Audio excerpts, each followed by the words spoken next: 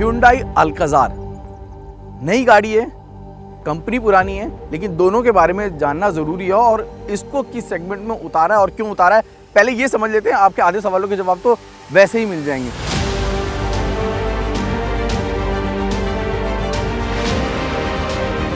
इस गाड़ी को 6 सीटर और 7 सीटर कॉन्फ़िगरेशन में उतारा गया है। क्रेटा पर इस गाड़ी को बनाया गया है, लेकिन क्रेटा पर बनी होने के बावजूद इसमें बड़े सारे डिफरेंस हैं जो आपको मिलेंगे और वो है इसके डिज़ाइन में।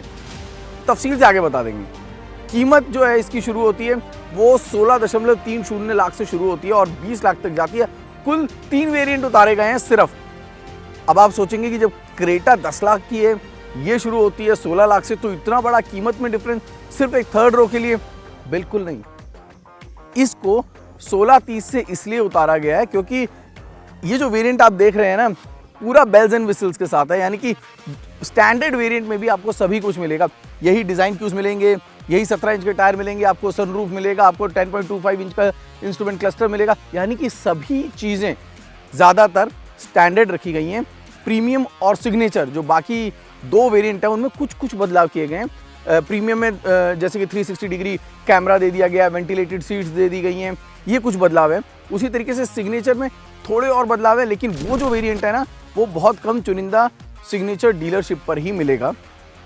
तो ये है इसका वेरिएंट का हाल कि 3 वेरिएंट है जो यहाँ पर दिए गए हैं और कीमत में क्यों इतना बड़ा फ़र्क है जो कि दिया गया है। अब जान लेते हैं कि आखिरकार क्रेटा से इसको किस तरह से अलग किया गया है। हेक्टर प्लस नाम रखकर MG अपनी 7 सीटर को एक अलग आइडेंटिटी देने में थोड़ा पीछे रह गई। वहीं टाटा ने इससे सीखा और अपनी हैरियर प्लस को सफारी का नया नाम देकर एक नई आइडेंटिटी बनाई और कामयाबी भी हासिल की। Hyundai एक कदम और आगे बढ़ गया। ना सिर्फ नाम को क्रेटा से बिल्कुल अलग रखा, बल्कि लुक्स और पैकेजिंग में भी क्रेटा से आगे निकल गई। क्रेटा के मुकाबले अल्काजार में सबसे बड़ा बदलाव है उसकी थर्ड रो। तो डिजाइन डिफरेंशिएशन की शुरुआत भी पीछे यानी थर्ड रो से होती है। Rear spoiler, rear bumper, rear skid plate, नए LED लाइट्स, नया टेलगेट डिजाइन, यानी कि सब कुछ क्रेटा से बिल्कुल अलग।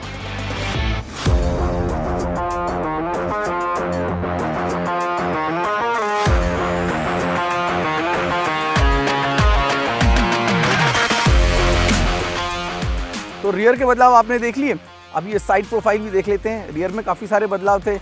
क्रेटा से अलग करने की इस वक्त हम बात कर रहे हैं कि किस तरह से अलग करा गया है। इसकी जो लंबाई है वो क्रेटा से ज़्यादा है, व्हील बेस जो है वो क्रेटा से ज़्यादा है, ऊंचाई भी क्रेटा से ज़्यादा है, यानी कि अंदर आपको काफ़ी बेहतर चीज़ें मिलने वाली हैं। चौड़ाई जो है वो दोनों गाड़ियों की बराबर है। ये तीसरा हिस्सा है जो कि सबसे बड़ा बदलाव है। यहाँ पर आपको ये रियर क्वार्टर ग्लास मिलेगा। इस तीसरे की हिस्से की वजह से ही गाड़ी लंबी भी हुई है, व्हील बेस भी बड़ा हुआ है और साइड प्रोफाइल को और ज़्यादा SUV लुक देने के लिए कहीं वैन लाइक ना लगने लग जाए, क्योंकि इसके कंपटीशन में जो गाड़ियाँ मौजूद हैं वो भी बिल्कुल SUV लगते हैं, चाहे वो हेक्टर प्लस हो, चाहे वो XUV 500 जो जल्द आने वाली है वो हो, या फिर वो नाम जो कि आजकल पिछले 4-5 महीनों में अच्छी खासी वॉल्यूम जनरेट कर रहा है, सफारी, जो इसके कंपटीशन में मौजूद है। अब यहाँ पर क्रेटा से अलग 1 इंच टायर को बड़ा कर दिया गया है। So profile looks bigger than the Creta. यहाँ पर आपको फुट रेस्ट है जो कि सेगमेंट में किसी और गाड़ी में शायद नहीं है। रूफ रेल प्रैक्टिकल हैं, अच्छे लग रहे हैं। अब जैसा मैंने कहा ऊंचाई ज़्यादा है तो ऑब्वियसली इसका जो रियर डोर हो गया या फ्रंट डोर हो गया, इनकी जो ऊंचाई है वो भी ज़्यादा बेहतर हो चुकी है, यानी इनग्रेस और जो आउटग्रेस है वो और ज़्यादा आसान। तो कुल मिला के साइड प्रोफाइल में ये बदलाव हैं जो कि क्रेटा से अगर कंपेयर करते हैं किए गए हैं। और अब चलते हैं सीधा फ्रंट की तरफ, क्योंकि मैंने कहा ना शुरुआत हमने पीछे से करी, लेकिन नज़र आगे रहती है और Hyundai की नज़र तो हमेशा आगे रहती है, और वो आप समझ सकते हैं इसके फ्रंट से। फ्रंट में ग्रिल को, ये चेहरा जो है ना, चेहरे की जो मुस्कान है ना, उसको बदल दीजिए और आप गाड़ी को पूरी तरीके से बदल सकते हैं। यहाँ पर उन्होंने बहुत सारा काम किया है, लेकिन देखिए चेहरे को पूरा बदल दिया गया है, नया ग्रिल है, यानी कि आप पहली नज़र में समझ जाएंगे boss this is not a Creta, this is a Alcazar.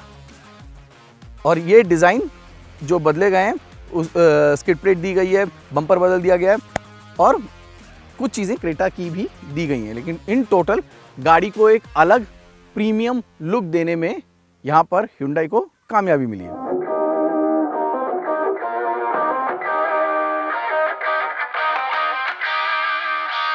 गाड़ी के अंदर स्टीयरिंग व्हील के पीछे बैठते ही जो सबसे बड़ा बदलाव आपको दिखेगा वो है 10.2 इंच का डिजिटल इंस्ट्रूमेंट क्लस्टर, जो कि क्रेटा के 7 इंच से बिल्कुल अलग है और ज्यादा रेस्पॉन्सिव होने के साथ साथ प्रीमियम भी लगता है। इसके अलावा front parking sensor, 360 degree camera भी आपको क्रेटा में नहीं मिलेगा। लेकिन हम इंप्रेस हुए ब्लाइंड व्यू मिरर से, जो कि गाड़ी के दोनों तरफ काम करता है और इसकी वीडियो आप अपने इंस्ट्रूमेंट क्लस्टर पर देख सकते हैं। इसके अलावा 8-वे पावर ड्राइवर सीट, 10.25 इंच का HD टच स्क्रीन सिस्टम, सभी रोज में USB चार्जर, AC वेंट्स, वो भी स्पीड कंट्रोल के साथ, ये सभी हैं प्रैक्टिकल सॉल्यूशंस। और भूलिएगा नहीं कि इसमें आपको Hyundai का super connected feature blue link भी मिलेगा, जो कि 50 से ज्यादा चीजों में आपकी मदद करता है। और Hyundai का वॉइस कमांड है लाजवाब, जो कि हे ब्लू लिंक कहते ही आपकी मदद के लिए खड़ा हो जाता है। Hello Blue Link, I want to see the sky. तो इस गाड़ी को मार्केट में कहाँ उतारा है? 6 सीटर 7 सीटर कैटेगरी में, भूलिएगा नहीं, ठीक है। तो यानी कि जो तीसरी रो है वो है जो कि इसमें ऐड किया गया है। यानी कि सबसे ज़्यादा उत्सुकता भी किसके लिए होगी? तीसरी रो को समझने के लिए। तो तीसरी रो का औचित्य समझ लेते हैं। हिंदी थोड़ी ज़्यादा भारी हो गई है, ज़रूरत समझ लेते हैं और कितनी किफ़ायती है ये देख लेते हैं। जैसा कि मैंने आपको पहले बताया कि जो सीट है उसकी हाइट भी, जो डोर है उसकी हाइट बढ़ चुकी है क्योंकि गाड़ी की ओवरऑल हाइट बढ़ी हुई है। सो इनग्रेस ज़्यादा आसान नहीं है। और आप यहाँ देखेंगे एक लीवर दिया गया है और ये वन टच लीवर है। जो सेकंड रो में कैप्टन सीट होगी वो कम्प्लीटली टम्बल डाउन हो जाएंगी, राइट। यानी कि आपके पास अच्छा खासा स्पेस है। फुटरेस्ट आपको दिया गया है, नो टेंशन। यहाँ पर एक और आपको पकड़ने के लिए जगह दी गई है ताकि आप आसानी से तीसरी रो को एक्सेस कर सकें। चलिए अंदर तो पहुंच गए, ज़्यादा दिक्कत नहीं हुई। अब लीवर ने अपना काम कर दिया, बट क्या मैं इसमें लंबे सफ़र पे जा सकता हूँ? तो अगर मैं ये जो सेकंड रो है ये मेरी अच्छी खासी मैक्सिमम पे इस वक्त रखी गई है, इसको आप आगे पीछे कर सकते हैं, ध्यान रखिएगा। अब यहाँ पर अगर मैं बैठता हूँ तो मेरी हाइट ज़्यादा नहीं है, मुझे बताते हुए अच्छा नहीं लग रहा है, बट मेरी हाइट ज़्यादा नहीं है, ठीक है। हेडरूम का no tension, but leg room नाकाफ़ी है। सो दिस इज़ स्ट्रिक्टली और फॉर किड्स ओनली, ठीक है। छोटे सफ़र पे आप शायद सोच सकते हैं कि मेरी हाइट का कोई 5-6, 5-7 वाला बैठ जाए, बट लंबे सफ़र पे एक नामुमकिन सा लगता है। यहाँ पर आप थोड़ा बिछ जाएंगे और अगर 2 बंदे बैठे हों तो मुश्किल हो सकती है। अपनी तरफ से Hyundai ने सुविधाएं देने की पूरी कोशिश करी है, जैसे कि आपको यहाँ पर AC वेंट्स दिए गए हैं। सेकंड रो में जैसे वायरलेस चार्जिंग यहाँ पे शुरुआत करी गई है, उसी तरीके से Hyundai ने बहुत सालों पहले अपनी ही गाड़ी में शुरू करे थे सेकंड रो में AC वेंट्स। अब थर्ड रो में भी AC वेंट यहाँ पर मौजूद है। USB चार्जिंग पोर्ट है और आप ब्लोअर को कंट्रोल भी कर सकते हैं। यहाँ पे हुक भी दे रखा है आपके पास। और जो रियर क्वार्टर है वहाँ से आपका लुकिंग रूम भी अच्छा है।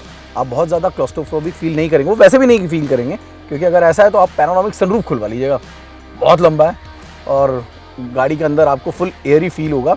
और ध्यान रहिए पैनोरामिक सनरूफ भी स्टैंडर्ड है, सभी वेरिएंट में मौजूद है, चाहे आप प्रीमियम लें या फिर सिग्नेचर लें।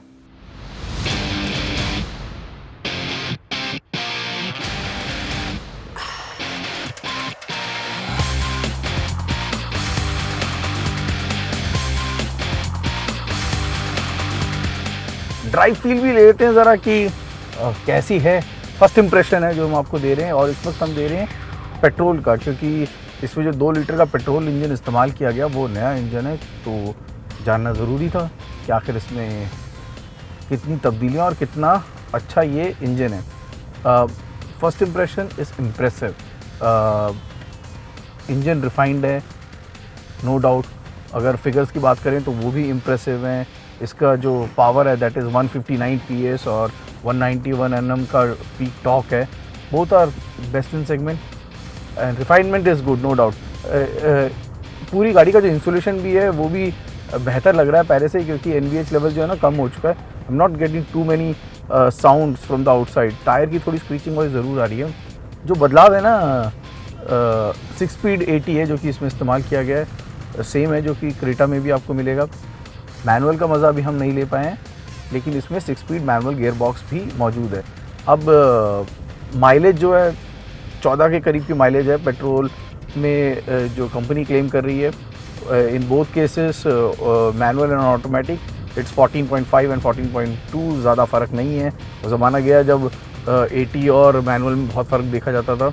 चलिए कुछ जो फ़र्क मुझे नज़र आ रहे हैं उनमें जो रीबाउंड शॉक है ना वो रिड्यूस हो चुका है। मेरा कहने का तात्पर्य ये है कि इसका जो सस्पेंशन है उसमें, जो फ्रंट सस्पेंशन है उसमें थोड़ा बदलाव है जो कि नज़र आ रहा है, क्योंकि वहाँ पर जो फ्रंट एंड की ज्योमेट्री है उसको बदला गया है और वो डिराइव हुई है कहाँ से, 200 से। ठीक है, तो इसके हायर सेगमेंट में जो गाड़ियाँ 200 पूरी तरह से लिया नहीं गया उससे कुछ चीज़ें ली गई हैं और उसका फ़र्क जो है वो दिखाई दे रहा है सस्पेंशन में। और सस्पेंशन के बदलाव, जो क्रेटा था ना उसमें थोड़ा हार्ड सस्पेंशन है।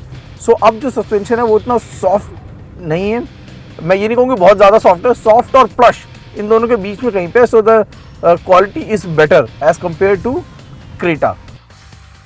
तो दरकिनार करने का तो सवाल ही नहीं बनता क्योंकि गाड़ी Hyundai की है। अब क्या कोई ऐसी चीज़ है जिसके बारे में सोचा जाए, रुका जाए गाड़ी को ख़रीदने पहले?